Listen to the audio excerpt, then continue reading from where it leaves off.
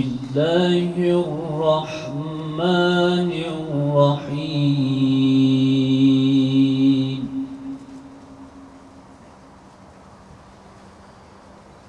الرحمن علم القرآن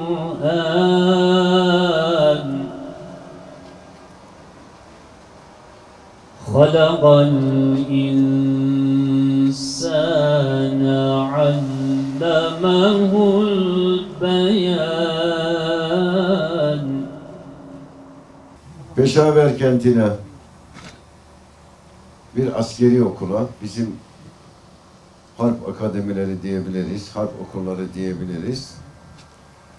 Bir askeri okulumuza yapılan saldırıda 134 Pakistan askeri öğrencimiz ve toplam 144 vatandaşımız, Pakistanlı kardeşimiz şehit olmuştur.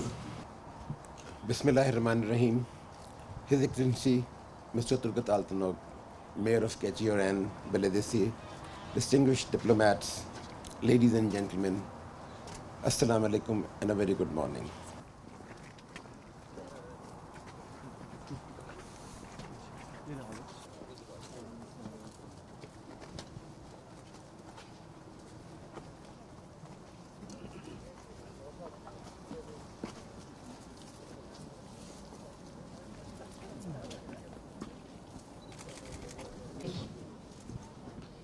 آمين.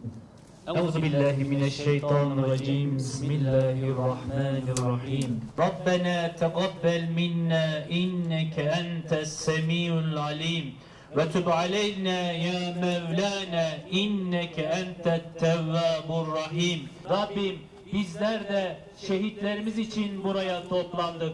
Öncelikle bütün dünyadaki şehitlerimiz ve Türkiye'deki şehitlerimiz ve Pakistan'daki şehitlerimiz için Rabbim sen merhametinle muamele eyle ya Rabbim.